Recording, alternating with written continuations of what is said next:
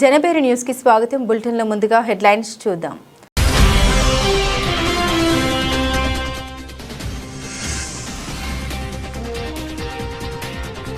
ఆంధ్రప్రదేశ్ రాష్ట్ర పంచాయతీరాజ్ సవరణ బిల్లు 2026కు శాసనసభ ఆమోదం.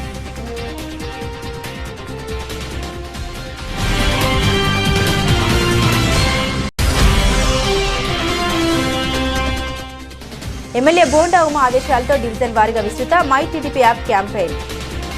ప్రతి కార్యకర్త చురుగ్గా పాల్గొనాలి. తెలుగుదేశం పార్టీ యువ నాయకులు బోండా సిద్ధార్థ పిలుపు.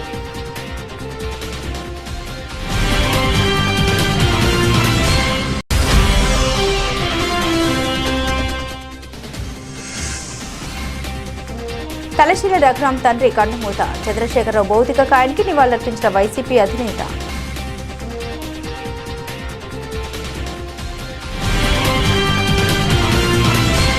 ఏ నిషేధిత జాబితా నుండి భూములు తొలగించే ప్రక్రియను మరింత సరళతరం చేస్తామని రాష్ట్ర రెవెన్యూ రిజిస్ట్రేషన్ మరియు స్టాంప్ శాఖ మంత్రి అనగాని సత్యప్రసాద్ తెలిపారు. బుధవారం శాసనసభలో TDP MLA Kolikalapudi Srinivasarao, BJP MLA Vishnukumar Raju భూ ఆక్రమణ 22A జాబితా నుండి తొలగింపు అంశాలపై అడిగిన ప్రశ్నలకు మంత్రి అనగాని సమాధానమిస్తూ 22A నిషేధిత జాబితా నుండి ప్రైవేట్ భూముల్ని తొలగించేందుకు ఇప్పటికే మెమోను జారీ చేశామని, ఇందులో 5 రకాల భూముల్ని నిషేధిత జాబితా నుండి తొలగించే అవకాశాన్ని కల్పించామని తెలిపారు. ఈ సందర్భంలో స్పీకర్ అయ్యన్న పాత్రుడు కలగజేసుకుని 22A నిషేధిత భూముల సమస్య రాష్ట్రమంతా ఉందని, వీటి పరిష్కారానికి ప్రభుత్వం కూడా మంచి మార్గదర్శకాలు కూడా ఇచ్చిందని, ఇవి అమలయ్యేలా చూడాలని మంత్రి అనగాని కోరారు. దీనిపై మంత్రి అనగాని సత్యప్రసాద్ స్పందిస్తూ 22A నిషేధిత జాబితా నుండి ప్రైవేట్ భూముల తొలగింపు ప్రక్రియను మరింత సులభతరం చేస్తామన్నారు. తమ రెవెన్యూ శాఖ ప్రత్యేక ప్రధాన కార్యదర్శి తాను అధికారులు ఎప్పటికప్పుడు సమీక్షలు చేసుకుంటూ ఒక టీంగా ఏర్పడి 22A భూముల సమస్యకు పరిష్కారం చూపిస్తున్నామని తెలిపారు. ఏదైతే గౌరవ సభ్యులు కోరారో 22A గురించి కూడా ఏ ప్రైవేట్ భూమి కూడా 22Aలో ఉండకూడదనే లక్ష్యంతోనే ఈ ప్రభుత్వం పనిచేస్తుంది అధ్యక్ష. ప్రత్యేక శ్రద్ధ పెట్టి వారి యొక్క సమస్యలు పరిష్కరించడం ట్రై చేస్తారు అధ్యక్ష. ఎందుకంటే సబ్సిడీస్ కాబట్టి దీనికంటే ఎక్కువ కూడా మనం కూడా గవర్నమెంట్ తరఫున ఇక్కడ చెప్పకూడదు అధ్యక్ష. థ్యాంక్ యూ అధ్యక్ష. మినిస్టర్ గారు కూర్చోండి. ఈ మధ్య మీరు 22A ల్యాండ్స్ ఇక్కడే కాదు రాష్ట్రం అంతా సమస్య ఉంది. ఈ మధ్యన గవర్నమెంట్ ఒక జీవో ఇచ్చారు. ఆ జీవో నేను చూశాను, చాలా మంచి జీవో ఇచ్చారు. కానీ ఆ జీవోని త్వరగా అమలు చేసి ఏర్పాటు చేయండి. తప్పకుండా అధ్యక్ష. మా గౌరవ స్పెషల్ సిఎస్ గారు, సిసిఎల్ఏ గారు, గౌరవ ముఖ్యమంత్రి గారు ఇచ్చిన ఆదేశాలని క్షేత్రస్థాయిలో అమలు చేయాలనే లక్ష్యంతో మేము ఒక టీంగా ఏర్పడి ఈ యొక్క ఇదే రాబోయే రోజుల్లో సరళీకృతం చేయాలి. ఏ ప్రైవేట్ భూమి అలాగే అయితే ఎండోమెంట్స్ ద్వారా కొన్ని మనకి ఇబ్బందులు జరుగుతూ ఉన్నాయి, అన్ని కూడా జరగకూడదు లక్ష్యంతో ఈ యొక్క మెమో కూడా మేము ఇవ్వడం జరిగింది అధ్యక్ష. దాన్ని ఇంకా పరిశీలించి ఇంకా ఈజీ చేస్తాం అధ్యక్ష. Thank you. ఆంధ్రప్రదేశ్ రాష్ట్ర శాసనసభలో నేడు ఆంధ్రప్రదేశ్ రాష్ట్ర పంచాయతీరాజ్ సవరణ బిల్లు 2026కు ఏకగ్రీవ ఆమోదం లభించింది. ఉప ముఖ్యమంత్రి, పంచాయతీరాజ్, గ్రామీణ అభివృద్ధి, గ్రామీణ నీటి సరఫరా శాఖ మంత్రులు కొనదెల పవన్ కళ్యాణ్ తరపున పర్యాటక శాఖ మంత్రి కందుల దుర్గేష్ ఈ బిల్లును సభలో ప్రవేశపెట్టారు. డిప్యూటీ స్పీకర్ రఘురామకృష్ణరాజు అధ్యక్షతన జరిగిన ఈ సమావేశంలో సభ్యులందరూ బిల్లును స్వాగతించారు. బిల్లులోని ముఖ్యాంశాలు పరిశీలిస్తే గతంలో పంచాయతీరాజ్ సంస్థల్లో ఓటు హక్కు పొందడానికి కేవలం జనవరి 1వ తేదీని మాత్రమే ప్రామాణికంగా తీసుకునేవారు. దీనివల్ల జనవరి 2న 18 ఏళ్లు నిండిన యువత మరో ఏడాది వేచి చూడాల్సి వచ్చేది. తాజా సవరణ ప్రకారం ఏడాదికి 4 సార్లు జనవరి 1, ఏప్రిల్ 1, జూలై 1 మరియు అక్టోబర్ 1 ఓటు హక్కు నమోదుకు అవకాశాన్ని కల్పించారు. అసెంబ్లీ మరియు పార్లమెంట్ ఎన్నికలకు సంబంధించి కేంద్ర చట్టం ఇప్పటికే ఈ 4 తేదీల విధానాన్ని అమలు చేస్తుంది. మున్సిపాలిటీల్లో కూడా ఇదే విధానం ఉంది. ఇప్పుడు పంచాయతీరాజ్ సంస్థల్ని కూడా వీటికి అనుసంధానించడం ద్వారా రాష్ట్రంలో ఒకే విధమైన ఓటర్ల జాబితా విధానం అమల్లోకి వస్తుంది. ఇప్పటికే ముఖ్యమంత్రి చంద్రబాబు నాయుడు నేతృత్వంలోని కూటమి ప్రభుత్వం డిసెంబర్ 23, 2025న ఈ అంశంపై ఆర్డినెన్స్ జారీ చేసింది. ప్రస్తుతం జరుగుతున్న అసెంబ్లీ సమావేశంలో దీనికి శాసనసభ చట్టబద్ధత కల్పించింది. గౌరవ ఉప ముఖ్యమంత్రి, పంచాయతీరాజ్, గ్రామీణాభివృద్ధి మరియు గ్రామీణ నీటి సరఫరా శాఖ మంత్రి గారికి బదులుగా పర్యాటక శాఖ మంత్రి గారు ఆంధ్రప్రదేశ్ పంచాయతీరాజ్ సవరణ బిల్లు 2026ను ప్రవేశపెట్టేందుకు అనుమతి కోరుతారు. అధ్యక్ష, on behalf of deputy chief minister and Panchayati Raj minister Shri Pawan Kalyan గారు, I move for leave to introduce the Andhra Pradesh Panchayati Raj Amendment Bill 2026. అవునన్నారు, అందరూ అవునన్నారు. ప్రతిపాదన ఆమోదించబడినది. బిల్లు సభలో ప్రవేశపెట్టబడింది. ఆంధ్రప్రదేశ్ పంచాయతీరాజ్ సవరణ బిల్లు 2026ను పరిగణలోనికి తీసుకునేందుకు మంత్రి గారు అనుమతి కోరుతారు. అధ్యక్ష, ప్రధానంగా ఈ సవరణకి మూల కారణం మనకి ఇప్పటి వరకు పంచాయతీరాజ్ ఇన్స్టిట్యూషన్స్లో ఓటు హక్కు కల్పించడానికి 18 సంవత్సరాలు నిండినటువంటి ప్రతి ఒక్కరికి కూడా అవకాశం ఉంది. అయితే దానికి కట్ ఆఫ్ డేట్ వచ్చి మనకి ప్రతి సంవత్సరం కూడా జనవరి 1వ తారీఖుని కట్ ఆఫ్ డేట్గా పెట్టడం జరిగింది. అయితే ఈ మధ్యకాలంలో సెంట్రల్ యాక్ట్లో మనకి అసెంబ్లీ మరియు పార్లమెంట్కి సంబంధించినటువంటి ఈ నిర్ధారణ 18 సంవత్సరాలు నిండినటువంటి వారికి ఓటు హక్కు కల్పించేటువంటి అవకాశం ఏప్రిల్ 1 కూడా మొదలుపెట్టారు. జనవరి 1తో పాటు ఏప్రిల్ 1, జూలై 1, అదేవిధంగా మనకి అక్టోబర్ 1 వాటి మూడింటిని కూడా చేర్చి మొత్తంగా 4 పర్యాయాలు ఓటు హక్కు కల్పించడానికి వారి 18 సంవత్సరాల వయసు నిర్ధారణకి అవి పెట్టడం జరిగింది. దీనివల్ల వచ్చేటువంటి ఉపయోగం ఏంటంటే సాధారణంగా జనవరి 1 వరకు మాత్రం పరిమితం చేస్తే జనవరి 2వ తారీఖుని 3వ తారీఖుని 18 సంవత్సరాలు నిండిన వారికి మళ్ళీ సంవత్సరం పాటు వెయిట్ చేస్తే కానీ వారికి ఓటు హక్కు అవకాశం దొరకదు. ఈ 4 పర్యాయాలు పెట్టడం వల్ల మధ్యలో 18 సంవత్సరాలు అటైన్ అయినటువంటి వారు ఎవరైతే ఉంటారో 18 సంవత్సరాలు నిండినటువంటి యువతీ యువకులు ఎవరైతే ఉంటారో వారికి ప్రతి 3 నెలలకు ఒకసారి వారు ఓటు నిర్ధారించుకోవడానికి అందులో ఓటర్ లిస్టులో పేరు నమోదు చేసుకోవడానికి అవకాశం దొరుకుతుందనేటువంటి సదుద్దేశంతో ఈ కార్యక్రమాన్ని ఏర్పాటు చేశారు. సెంట్రల్ యాక్ట్ అసెంబ్లీకి పార్లమెంట్కి మాత్రమే పరిమితం అయింది.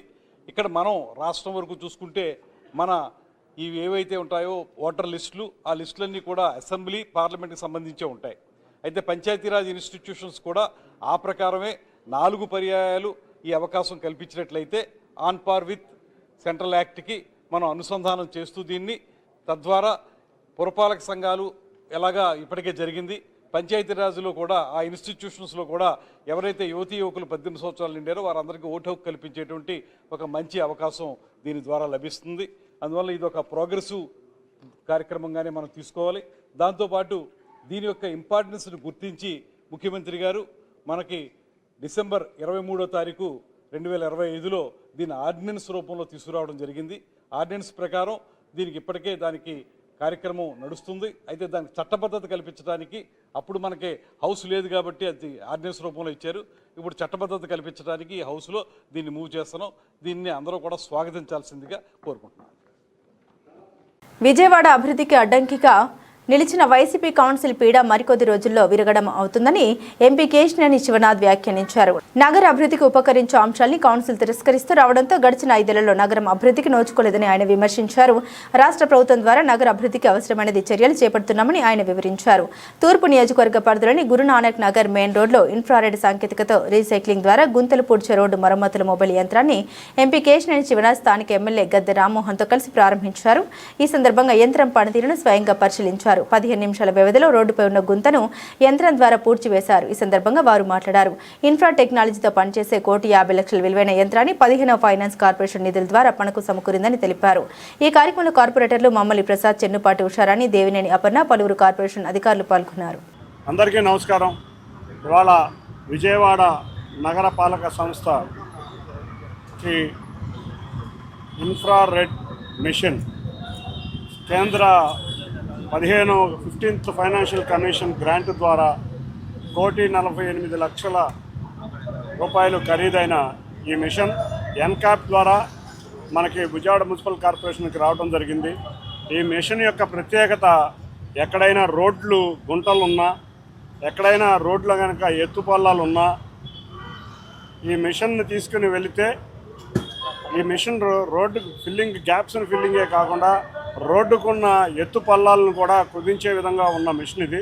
దీంట్లో ముఖ్యమైన ప్రత్యేకత ఏంటంటే 98% ఆఫ్ కార్బన్ ఎమిషన్ కంట్రోల్ అవుతుంది. ఎందుకంటే మనం ఇవాళ ఎంతో అన్ని నగరాలు చూస్తే పొల్యూషన్ చాలా ఎక్కువగా ఉంది. ఈ మిషన్ వాడటం వల్ల మనం సాంప్రదాయక పద్ధతిలో ఏ విధంగా అయితే మన విటమిన్ని కాల్చి రోడ్డు వేస్తామో ఇది అటువంటి పరిస్థితి కాకుండా ఈ మిషన్లో ఇన్ఫ్రారెడ్ మిషనరీ ద్వారా సేమ్ టెంపరేచర్ పాత విటమిన్కి ఇప్పుడు వేసేదానికి కొత్త విటమిన్కి సేమ్ టెంపరేచర్ మెయింటైన్ చేసి ప్యాచ్ నీట్గా ఉండటమే కాకుండా అతి త్వరలోనే అంటే పెట్టిన 15 నిమిషాల్లోనే ఎంత సైజు గోతునన్నా పూడ్చగలిగే మిషన్ రావటం చాలా ఆనందంగా ఉంది.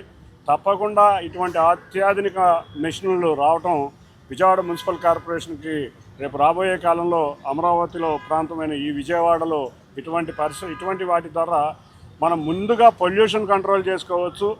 రోడ్లు మనం చూస్తే ఎక్కడా కూడా అక్కడ వేసిన రోడ్డు చాలా స్మూత్గా కూడా చాలా త్వరగా మనం రోడ్డు వేస్తుంటే కంకర గుట్టలు ఇటువంటివన్నీ ఏమీ లేకుండా వీళ్ళు తీసుకొచ్చే విధానం చాలా బాగుంది. తప్పకుండా మరిన్ని మిషన్లు ఇక్కడ విజయవాడకి రావాలని కోరుకుంటున్నాం.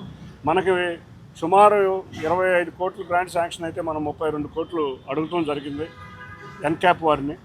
త్వరలో మొత్తం 32 కోట్లకి సరిపడా గ్రాంట్కి ఏమేమి వస్తున్నాయో కూడా విజయవాడ మున్సిపల్ కార్పొరేషన్ త్వరలో లిస్టు రాబోతుంది.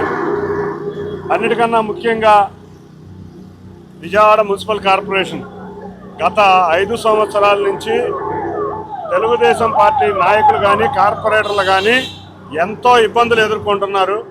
మనం విజయవాడ నగరానికి అభివృద్ధి చేద్దాం అనుకుంటే ప్రతిదీ కూడా కౌన్సిల్లో రిజెక్ట్ అవుతుంది. మొన్నే చేసాం, అండర్ గ్రౌండ్ డ్రైనేజీకి రాష్ట్ర ప్రభుత్వం నుంచి 600 కోట్లు వస్తే కూడా వాటిని కూడా రిజెక్ట్ చేసిన కౌన్సిల్ ఇది విజయవాడ అభివృద్ధికి కోరుకోవట్లేదు. త్వరలో ఇంకొక 5-6 రోజుల్లో ఇవాళ ఉన్న వైసీపీ కౌన్సిల్ రద్దు కాబోతుంది, టైం అయిపోయింది. కాబట్టి విజయవాడకి ఒక పేడ చెద విరిగినట్టు అయింది. తప్పకుండా రాబోయే కాలంలో మేము గత సంవత్సరంన్నర నుంచి ప్రభుత్వం వచ్చి అప్పటికీ కూడా బలవంతంగా చాలా పనులు చేస్తున్నాం రాష్ట్ర ప్రభుత్వాన్ని ఒప్పించి. రాష్ట్రాల నుంచి మీరు చూస్తే కేంద్రం నుంచి భారతదేశం అంతా కూడా క్లీన్లీనెస్గా ఉండాలని చెప్పి అనేక రకాల మిషన్ని వాళ్ళు స్పాన్సర్ చేయడం జరుగుతూ ఉంది. ఊడ్సే మిషన్లు కావచ్చు, యంత్రీకరణ రోజు రోజుకి కూడా లేబర్ కరువవుతున్న సందర్భంలో యంత్రీకరణ ద్వారా అన్ని అవసరాలకు ఉపయోగపడేటట్టు అనేక రకాల మిషన్లు మన కార్పొరేషన్ రావడం జరిగింది. ఈ రోజున బాతోల్ రిపేర్ మిషన్ అని చెప్పి ఒక కొత్త మిషను ఎన్క్యాప్ వాళ్ళు దాన్ని 1,50,00,000 రూపాయలు ఉచితంగా మనకి 1,50,00,000 రూపాయలు విలువైన ఈ వాహనాన్ని ఉచితంగా ఇవ్వడం జరుగుతుంది. దీనివల్ల ఎక్కడైనా గోతులుంటే ఆ మిషన్ వెళ్ళిపోయి ఒకళ్ళిద్దరితోనే ఆ గోతుల్ని పూర్తి చేసి చాలా తక్కువ సమయంలో గోతులు పూడ్చడమే కాకుండా ఎక్కడా కూడా ఎక్కువ పొల్యూషన్ లేకుండా ఇన్ఫ్రారెడ్ అనే ఆ రేడియేషన్తో పొల్యూషన్ లేకుండా అది చేయడం జరుగుతూ ఉంది. ఇదంతా కూడా నూతనమైన మార్పులు, నూతనమైన విధానం. దీనికి మోడీ గారికి మనస్ఫూర్తిగా మేము కృతజ్ఞత తెలియజేస్తూ, అదేవిధంగా కేంద్ర ప్రభుత్వంలో ఉన్న నిధుల్ని అందిపుచ్చుకునే దానిలో ఎప్పుడు కూడా నారా చంద్రబాబు నాయుడు గారు 95 ముఖ్యమంత్రి అయిన దగ్గర నుంచి కూడా ఈ రోజు వరకు కేంద్ర ప్రభుత్వ యొక్క నిధుల్ని ఏ విధంగా తెచ్చుకుని మన ప్రజలకి అవసరమైన కార్యక్రమాలు చేయాలో ఆలోచన కలిగిన వ్యక్తి, అనుభవం కలిగిన వ్యక్తి. తద్వారా అనేకమైన అభివృద్ధి కార్యక్రమాలు కేంద్ర ప్రభుత్వ సహకారంతో చేపట్టడం జరుగుతోంది. దానిలో ఈ రోజున ఈ మిషన్ ఇక్కడికి రావటం ఇంకా కూడా అవసరమై ఇది ఒక డెమాన్స్ట్రేషన్ కోసం రావడం జరిగింది. ఇంకా కూడా అనేకమైన మిషన్లు వచ్చి ఎక్కడికక్కడ మన విజయవాడ నగరంలో ఎక్కడ కూడా చిన్న గుంత పడినా 15 నిమిషాల్లో వచ్చి పూర్తి చేసే విధంగా ఇక్కడ ఆర్గనైజ్ చేయడం జరుగుతోంది. దీనికి మనస్ఫూర్తిగా నేను ఇటు ముఖ్యమంత్రి గారికి, అదేవిధంగా ఉప ముఖ్యమంత్రి గారిని పవన్ కళ్యాణ్ గారికి, చంద్రబాబు గారికి, అదేవిధంగా మోడీ గారికి ముగ్గురు కూడా నేను కృతజ్ఞత తెలియజేస్తున్నాను. టీటీడీ కల్తీ వ్యవహారంపై అసెంబ్లీలో తాము చర్చకు సిద్ధమని ఆంధ్రప్రదేశ్ హోంమంత్రి వంగలపూడి అనిత స్పష్టం చేశారు. ప్రజాహితం గురించి ఎలాంటి చర్చలకైనా తాము సిద్ధమని, ఆధారాలతో రావాలని వైసీపీ సభ్యులకు సవాల్ విసిరారు. టీటీడీ కల్తీ విషయంపై చర్చకు సిద్ధమని నిన్న మంగళవారం సభలోనే మంత్రి అచ్చెన్నాయుడు ప్రకటించారని అన్నారు. అసెంబ్లీ మీడియా పాయింట్లో అనిత మాట్లాడారు. టీటీడీ కల్తీ వ్యవహారంపై సిట్ తమ ప్రభుత్వానికి ఇచ్చిన రిపోర్టులు అసలు అది నెయ్యి కాదని, రసాయనాల మిశ్రమమని చెప్పిందని తెలిపారు. గతంలో కూడా పింక్ డైమండ్ గురించి వైసీపీ సభ్యులు సభ సమయాన్ని వృధా చేశారని విమర్శించారు. అధికారుల విచారణలో పింక్ డైమండ్ అనేది లేదని తేల్చిందన్నారు. హెరిటేజ్ 34 సంవత్సరాలుగా ఉన్న సంస్థని హెరిటేజ్ నుంచి దేవాలయాలకు నెయ్యి పంపిణీ చేయకూడదనే నిబంధన పెట్టుకున్నారని చెప్పుకొచ్చారు. 2 రోజుల సభా సమయాన్ని పూర్తిగా వాళ్ళందరూ కూడా వేస్ట్ చేయడం ఒక ఎత్తైతే, ఈరోజు తిరిగి ప్రభుత్వం మీద బురద చల్లటానికి వాళ్ళు పడిన తపన చాలా క్లియర్గా కనిపించింది. ఈరోజు మార్నింగ్ మనం అందరం కూడా గమనించుకుంటే ప్రశ్నోత్తరాల సమయాన్ని కూడా జరగనివ్వకుండా ఏదో రాద్ధాంతం జరిగిపోయింది అని సంబంధం లేని వ్యక్తులను తీసుకొచ్చి బురద చల్లడానికి ప్రయత్నం చేస్తే, వాయిదా వేసిన కౌన్సిల్ మళ్ళా తిరిగి సమావేశం అయిన తర్వాత కూడా నోటికొచ్చినట్టు అబద్ధాలు మాట్లాడడానికి, ఏదో ప్లెకార్డులు చూపించడానికి ఉపయోగించుకున్న తీరు కూడా మీరందరూ కూడా చూశారు. ఆ సమయంలో కూడా కౌన్సిల్ చైర్మన్ గారిని మేము టైం అడిగి మేము చర్చకు సిద్ధంగా ఉన్నాము. నిన్న జరిగిన సభలో కూడా కౌన్సిల్లో కూడా గౌరవ మంత్రి గారు అచ్చెన్నాయుడు గారు చాలా క్లియర్గా కల్తీ వ్యవహారం మీద మేము చర్చకు సిద్ధంగా ఉన్నాము, మీరు చర్చకి సిద్ధంగా ఉన్నారా, మీరు ఏదైతే ఆరోపణలు చేస్తున్నారో ఆరోపణలకి సంబంధించి సాక్ష్యాలు తీసుకురండి, సాక్ష్యాలు తీసుకొచ్చి మాట్లాడండి, సాక్ష్యాలు లేకుండా ఎక్కడో సాక్షి పేపర్లో ఉన్న తతంగాల్ని తీసుకొచ్చి ఈ సభని ఆటంకపరచడం కానీ ఈ సభా సమయాన్ని వృధా చేయటం కానీ మంచిది కాదు అని చాలా క్లియర్గా చెప్పున్నారు.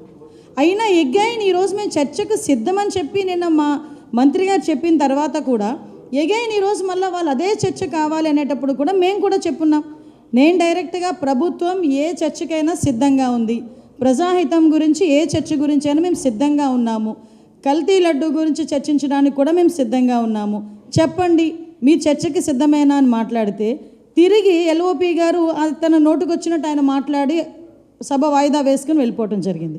అంటే 2 రోజులు యాక్చువల్గా 4 రోజులు ఇచ్చిన బడ్జెట్కి సంబంధించిన డిస్కషన్లో 2 రోజులు అసలు సంబంధమే లేని ఇష్యూని సంబంధమే లేని కంపెనీలని తీసుకొచ్చి అవాస్తవాలను మాట్లాడి 2 రోజుల సభా సమయాన్ని వృధా చేయటం అనేది చాలా క్లియర్గా మీరందరూ కూడా చూశారు.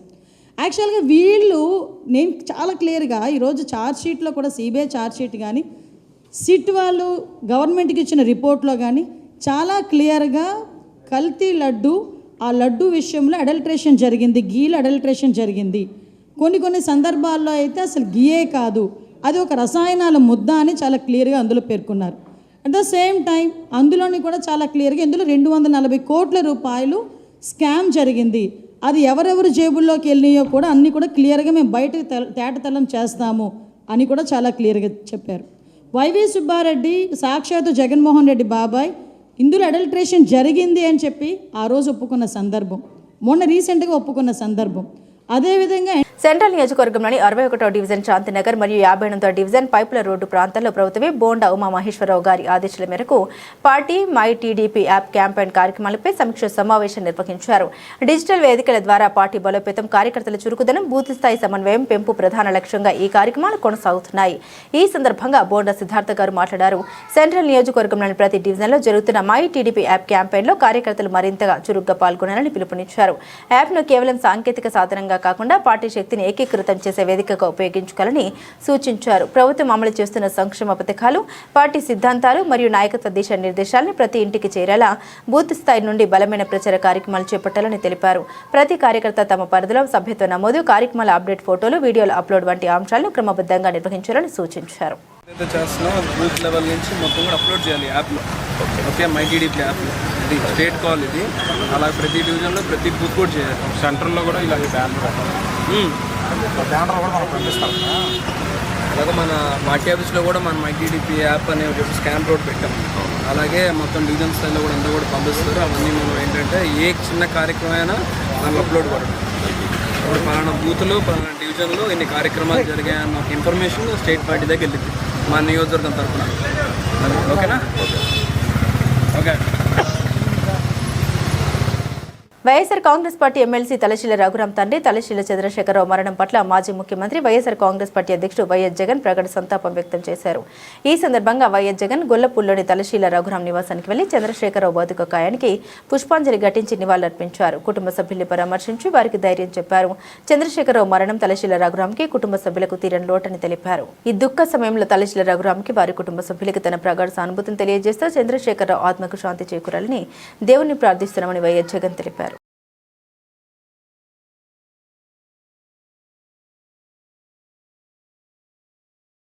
రాష్ట్ర బడ్జెట్ పేద బడుగు బలహీన వర్గాల ప్రజలకు, దళిత గిరిజన వర్గాలకు అనుకూలంగా లేదని మాజీ ఎమ్మెల్సీ కేఎస్ లక్ష్మణరావు విమర్శించారు. ప్రభుత్వం కేవలం రాజధాని నిర్మాణం, కార్పొరేట్ వ్యక్తులు, పెద్ద కంపెనీలను ఆహ్వానించడం వల్ల పేద ప్రజల ఆకాంక్షలు నెరవేరవని స్పష్టం చేశారు. నగరంలోని గాంధీనగర్ దాసరి భవన్ నందు జనచైతన్య వేదిక ఆధ్వర్యంలో 2026-27 రాష్ట్ర బడ్జెట్పై చర్చా కార్యక్రమం జరిగింది. ఈ కార్యక్రమంలో విశ్రాంత ఐఏఎస్లు పివి రమేష్, విజయ్ కుమార్లు, మాజీ ఎమ్మెల్సీ కేఎస్ లక్ష్మణరావు, మాజీ ఎమ్మెల్యే మల్లాది విష్ణు, సిపిఐ నేతలు దోనిపూడి శంకర్, కోటేశ్వరరావు, నగర కాంగ్రెస్ పార్టీ అధ్యక్షుడు నరహరి శెట్టి, పలువురు ప్రజా సంఘాల నేతలు పాల్గొన్నారు. సమావేశం అనంతరం మాజీ ఎమ్మెల్సీ కేఎస్ లక్ష్మణరావు మాట్లాడారు. కూటమి ప్రభుత్వ అధికారంలోకి వచ్చాక పయ్యావుల కేశవ ఆర్థికంగా మంత్రిగా అసెంబ్లీలో 3 సార్లు బడ్జెట్ ప్రవేశపెట్టారన్నారు. తాజాగా 3,32,000 కోట్ల వ్యయంతో రాష్ట్ర బడ్జెట్ను అసెంబ్లీలో ప్రతిపాదించారని తెలియజేశారు. సరే జనంలోకి తీసుకువెళ్ళి ఎండగట్టాల్సిన అవసరం ఉంది. అది మొట్టమొదటి నేను చెప్పాలనుకునేది. ఉదాహరణకి ఆంధ్రజ్యోతిలో ఆ రోజు ఇది వచ్చింది, అప్పులు సంబంధించి. అప్పులు భారమే అంటే ఎలాంటి అవస్థలు ఉన్నాయనే దానికి చిన్న ఉదాహరణ మీకు చెప్తున్నాను. సో దీనిలో ఇయర్ వైజ్ వేశారు. ఇయర్ వైజ్ ఏ విధంగా 2017-18 నుంచి 2026-27 వరకు ఏ విధంగా అప్పులు ఉన్నాయి అని వేశారు. సో దీనిలో 2024 వరకు 4,91,000 అప్పులు ఉన్నాయి. 2019కి 2,57,000 అప్పులు ఉన్నాయి. అంటే 14-19 తెలుగుదేశం ప్రభుత్వం ఉంది, 19-24 వైసీపీ ఉంది, 24 నుంచి మళ్ళీ టీడీపీ వచ్చింది. వాళ్ళ పేపర్లోనే వాళ్ళు రాసిన ప్రకారం రాష్ట్రం విడిపోయిన తర్వాత అప్పులు 7,11,000. కానీ ఎలక్షన్ ముందు వీళ్ళంతా ఇంక్లూడింగ్ బీజేపీ ప్రెసిడెంట్గా ఉన్న పురంధరేశ్వరితో సహా 14 లక్షల అప్పులు ఉన్నాయని చెప్పారు. అది అచ్చంగా అబద్ధమైతే శాసనసభలో ఏం చెప్పారనంటే బడ్జెట్ పెట్టేటప్పుడు 9,14,000 కోట్లు అని వీరు చెప్పారు. 9,74,000 కోట్లు అని చెప్పారు. వాళ్ళ పేపర్ ఏమో 7,11,000 చెప్పింది. వీళ్ళ బడ్జెట్లో 9,74,000 అని చెప్పారు. ఆర్బీఐ 6,46,000 కోట్లు అని చెప్తుంది. ఏది అసలు నిజం, ఏది కరెక్ట్? సో ఇలా ఫిగర్స్తో అంకెలతో ఆడుకుంటూ గారడీ చేస్తూ అవాస్తవాలు చెప్తూ ఇది కేవలం 2 పార్టీల మధ్య మా పాయింట్ 1,00,000 కోట్ల రూపాయలు ఈ సంవత్సరం అప్పులు చేస్తామని స్పష్టంగా చెప్పిన పరిస్థితి. ఇప్పటికే 20 నెలల్లో 3,30,000 కోట్ల రూపాయలు అప్పులు చేసిన పరిస్థితి. ఇప్పటికీ ప్రతి నెల 6,000 కోట్ల రూపాయలు అసలు వడ్డీ చెల్లించడానికి ఖర్చు పెడుతున్న పరిస్థితి. అప్పులు ఊబి అంటాం. అప్పులు తీర్చడానికి అప్పులు చేసే పరిస్థితి. మరి అప్పులు చేసి ఉత్పాదక రంగానికి ఖర్చు పెడుతున్నామా, కొత్త కొత్త పరిశ్రమలు అభివృద్ధికి ఖర్చు పెడుతున్నామంటే ఆ పరిస్థితి లేదు. అప్పులు చేసి ఈవెంట్స్ చేస్తున్నాం. నేను ముఖ్యమంత్రి గారి చంద్రబాబు నాయుడు గారిని అడుగుతుంది ఏంటంటే ఈ 20 నెలల్లో ఎన్ని రకాల ఈవెంట్స్ చేశారు, ఆ ఈవెంట్స్ అన్నిటికీ ఎంత ఖర్చు అయింది, ఎంత ప్రజల ధనం ఉపయోగించారు అనేది ప్రజల ముందు ఉంచాలని చెప్తున్నా. ఒక యోగాంధ్ర పేరుతో నరేంద్ర మోడీ కళల్లో ఆనందం చూడాలనే తపనతో ఒక విశాఖపట్నంలో యోగా అనేది చాలా ప్రశాంతంగా నిర్మలంగా మనసు ప్రశాంతంగా ఉండాలని చేసే కార్యక్రమం. అక్కడ లక్షల మందిని ఒక చోట చేర్చి 100 కోట్ల రూపాయలు ఖర్చు పెట్టింది. ఒక విశాఖపట్నమే కాదు, ఆ నెల రోజుల పాటు కింద సచివాలయంలో ఉన్న సిబ్బంది దగ్గర నుంచి చీఫ్ సెక్రటరీ డీజీపీ దాకా అందరికి అదే పని, యోగాంధ్ర యోగాంధ్ర యోగాంధ్ర. సో మోడీ ప్రపంచంలో బాగా ఎక్కడ చేశారు యోగా కార్యక్రమం అంటే ఆంధ్రప్రదేశ్ గుర్తు రావాలని అందుకోసం కొన్ని 100 కోట్ల రూపాయలు ఖర్చు పెట్టారు. ఒకరోజు డ్రోన్తో. ఈరోజు విజయవాడ నగరంలో జన చైతన్య వేదిక ఆధ్వర్యంలో 2026-27 రాష్ట్ర బడ్జెట్ మీద విశ్లేషణ కార్యక్రమం జరుగుతుంది. పయ్యావుల కేశవ్ గారు కూటమి ప్రభుత్వం ఏర్పడిన తర్వాత 3వ బడ్జెట్ని నిన్న ప్రతిపాదించారు. శాసనసభ శాసన మండలిలో దాని మీద చర్చ కూడా ప్రారంభమైంది. వాస్తవంగా ఈ బడ్జెట్ 3,32,000 కోట్ల వ్యయంతో ఈ బడ్జెట్ను ప్రతిపాదించారు. కానీ ఈ 3,32,000 కోట్లు ఏ విధంగా వస్తాయి, కేంద్రం నుంచి నిధులు ఏ విధంగా వస్తాయి అంటే దాదాపు 1,00,000 కోట్లు అప్పు చేసి ఈ బడ్జెట్ని మేము అమలు చేస్తామని చెప్తున్నారు. ఇప్పటికే కూటమి ప్రభుత్వం అధికారంలోకి వచ్చాక 20 నెలల్లో ఇప్పటికే దాదాపు 1,50,000 కోట్లు అప్పు చేశారు. మళ్ళీ 1,00,000 కోట్లు అప్పు చేస్తామని చెప్తా ఉన్నారు. రెండో అంశం, రాష్ట్రానికి అతి ముఖ్యమైనది వ్యవసాయం. మనందరికీ తెలుసు, గత సంవత్సర కాలంలో గిట్టుబాటు ధర ఏ పంటకి కూడా లభించలేదు. గిట్టుబాటు ధర పంట లభించినప్పుడు ప్రభుత్వం జోక్యం చేసుకోవాలి. ధరల స్థిరీకరణ నిధికి కనీసం 5,000 కోట్లు కేటాయించాలి. కానీ ఈ బడ్జెట్లో కేవలం 500 కోట్లు మాత్రమే కేటాయించడం జరిగింది. అలాగే నీటిపారుదల రంగం మరో ముఖ్యమైన రంగం. బడ్జెట్లో పోలవరం ప్రాజెక్టు వరకు 6,000 కోట్లు కేటాయించారు, అది మంచి విషయం. కానీ పోలవరంతో పాటు వెనుకబడిన ఉత్తరాంధ్రలో కానీ, వెనుకబడిన ప్రకాశం జిల్లాలో కానీ, రాయలసీమలో కానీ అనేక ప్రాజెక్టులు ఉన్నాయి, మన అందరికీ తెలిసినటువంటి విషయం. కానీ ఆ ప్రాజెక్టులకు తగిన నిధులు ఉదాహరణకి ప్రకాశం జిల్లాలో వెలిగొండ ప్రాజెక్టు పూర్తి అయితే 4 లక్షల ఎకరాలకు నీళ్లు, 500 గ్రామాలకు మంచినీళ్ళు వస్తాయి. దానికి కేవలం కేటాయించాల్సిన 4,000 కోట్లు, కానీ ఈ బడ్జెట్లో 400 కోట్లు కేటాయించారు. ఈ విధంగా అయితే అది ఎప్పుడు పూర్తి అవుతుందో కూడా మనకు తెలియనటువంటి పరిస్థితి. మూడోది, రాష్ట్రం ప్రస్తుతం ఉపాధి సమస్య ఎదుర్కొంటుంది. సంవత్సరానికి 2 లక్షల మంది డిగ్రీలు అంటే బీటెక్లు పూర్తి చేసి రోడ్డు మీదకి వచ్చేస్తూ ఉన్నారు. వీళ్ళలో కొద్దిమంది మాత్రమే క్యాంపస్ సెంటర్ల ద్వారా ఉద్యోగాలు పొందుతున్నారు. చంద్రబాబు నాయుడు గారు చెప్పే క్వాంటమ్ హత్యకు గురైన ఎంఆర్పీఎస్ రాష్ట్ర వర్కింగ్ ప్రెసిడెంట్ రమేష్ న్యాయం చేసేందుకు ఫాస్ట్ ట్రాక్ కోర్టును ఏర్పాటు చేసి తక్షణమే న్యాయం చేయాలని ఎంఆర్పీఎస్ రాష్ట్ర నాయకులు మానికొండ శ్రీధర్ డిమాండ్ చేశారు. రమేష్ కుటుంబానికి నష్టపరిహారం చేద్దాం, ₹1 కోటి ఇవ్వాలన్నారు. మాదిగ రిజర్వేషన్ పోరాట సమితి అన్ని సంఘాల ఆధ్వర్యంలో ధర్నా చౌక్లో హత్యకు గురైన ఎంఆర్పీఎస్ రాష్ట్ర వర్కింగ్ ప్రెసిడెంట్ రమేష్ కుటుంబానికి న్యాయం చేయాలని డిమాండ్ చేస్తూ పెద్ద ఎత్తున నిరసన కార్యక్రమం నిర్వహించారు. ఈ సందర్భంగా ఎంఆర్పీఎస్ నాయకులు మాట్లాడారు. ప్రజా సమస్యల కోసం ఎంత చురుగ్గా పనిచేస్తున్న రమేష్ హత్యకు గురి కావడం చాలా బాధాకరమన్నారు. హత్య చేసిన నిందితుల్ని కఠినంగా శిక్షించాలని డిమాండ్ చేశారు. రమేష్ కుటుంబ సభ్యులకు ప్రభుత్వం నుండి రావాల్సిన ఆర్థిక సహాయం అందేలా కృషి చేస్తామని హామీ ఇచ్చారు. దళితులపై జరుగుతున్న దాడుల్ని సహించదలేదన్నారు. సంజయ్ మాదిగ ఎంఆర్పీఎస్ఎస్ వ్యవస్థాపక అధ్యక్షుడిని. టిఎం రమేష్ మా సంస్థలో రాష్ట్ర వర్కింగ్గా పనిచేస్తూ ఉన్నాడు, వర్కింగ్ ప్రెసిడెంట్గా.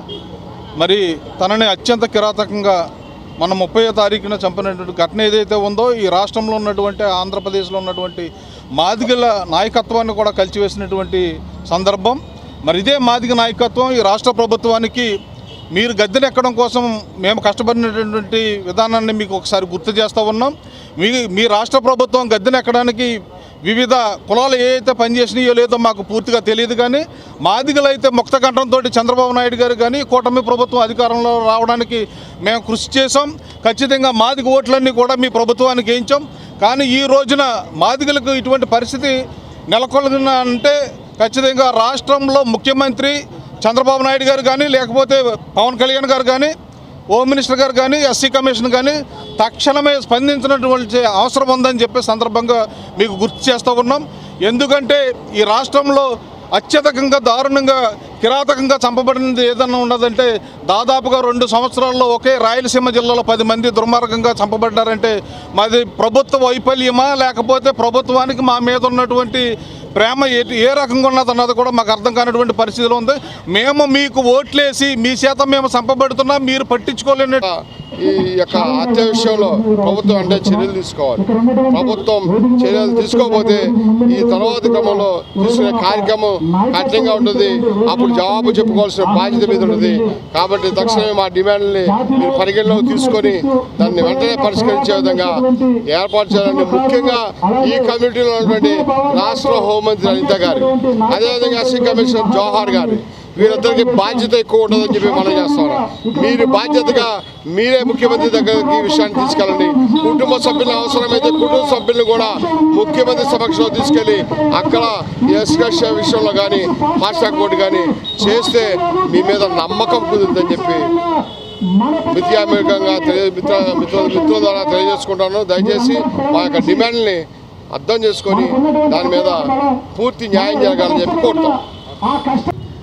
ఇదే కర్నూలు జిల్లాలో దాదాపు 6 మాదిగల్ని హత్య కాబడినటువంటి జిల్లాగా ఈరోజు అట్టుడుకుపోతున్నటువంటి మాదిగ సమాజం కర్నూలు జిల్లాలో టిఎం రమేష్ యొక్క పోస్ట్ మార్టం రిపోర్ట్లో చూస్తుంటే దారుణంగా తలలో ఉన్నటువంటి స్కల్స్ పగిలిపోవటం, బ్రెయిన్లో ఉన్నటువంటి రక్తం కూడా దారై పారటం, అదేవిధంగా 2 కిడ్నీలు కూడా దెబ్బలు తగిలి క్షీణించిపోవటం, అదేవిధంగా 4 రిప్స్ కూడా ఇరిగిపోయి తను వైద్యం చేస్తున్నా సరే అతనికి శరీరం సహకరించగా మరణం అంచులకు వెళ్ళినటువంటి వ్యక్తిగా దాదాపు 12 గంటల పాటు ప్రాణంతో కొట్టుమిటాడి హాస్పిటల్లో మరణించినటువంటి రమేష్కి న్యాయం జరగాలని ఆంధ్రప్రదేశ్లో ఉన్నటువంటి ఎంఆర్పిఎస్, ఏపీ ఎంఆర్పిఎస్ అన్ని సంఘాలను కలిసి ఫాస్ట్ ట్రాక్ కోర్టు ఏర్పాటు చేయాలని ఒక డిమాండ్తో ఈరోజు విజయవాడ ధర్నా చౌక్ నందు కార్యక్రమం నిర్వహిస్తూ ఉన్నాం.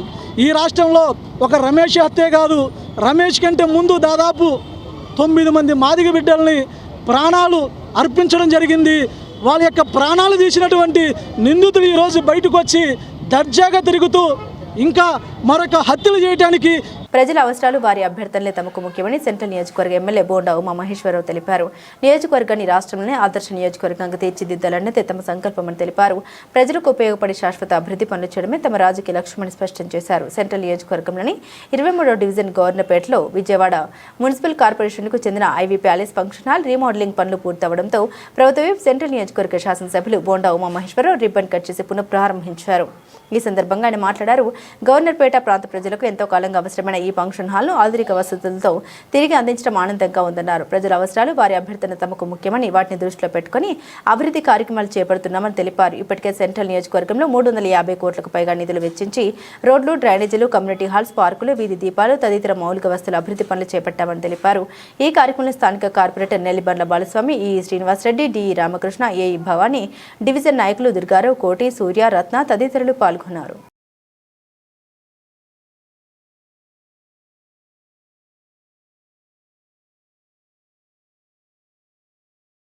బులెటిన్ ముగించే ముందు హెడ్లైన్స్ మరోసారి.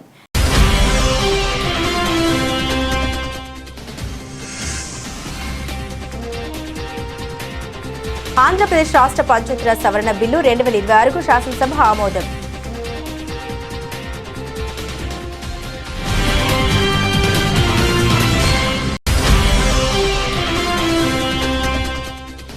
ఎమ్మెల్యే బోండా ఉమా ఆదేశాలతో డివిజన్ వారీగా విస్తృత my TDP app campaign.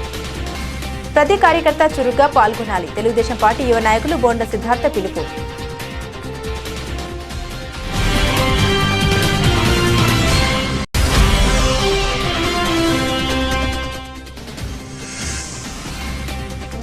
Talasila Raghuram తండ్రి కన్నుమూత. చంద్రశేఖరరావు భౌతిక కాయానికి నివాళులర్పించిన వైసీపీ అధినేత.